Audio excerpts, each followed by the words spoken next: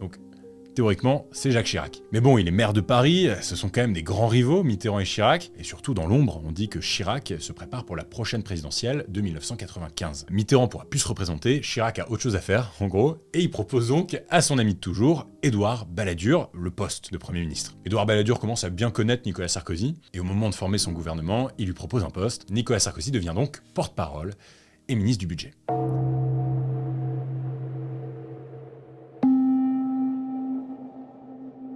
L'affaire HB, Human Bomb, peu de gens de ma génération la connaissent, et pourtant c'est cet événement qui va faire décoller la notoriété de Nicolas Sarkozy. Ça fait quelques semaines qu'il a été nommé au gouvernement, on est le 13 mai 1993, on est en début de matinée, et Nicolas Sarkozy est en réunion avec le Premier ministre, Édouard Balladur, et on vient le déranger pendant sa réunion pour l'informer qu'il y a une prise d'otage en cours à Neuilly-sur-Seine. Et ça se passe dans une école. Cette prise d'otage, les médias vont l'appeler l'affaire Human Bomb, bombe humaine quoi. Je vous décris la scène, il y a un mec cagoulé, assis dans le noir, au milieu de 21 enfants sur une petite chaise d'école, dans une classe de maternelle. Ce mec s'appelle Eric Schmidt, mais il se fait appeler HB pour Human Bomb. Sa main est posée sur un déclencheur, relié à des bâtons de dynamite, et il menace de se faire sauter. Nicolas Sarkozy se rend sur place le plus vite possible, le raid est déjà là depuis un moment, et il décide d'intervenir personnellement.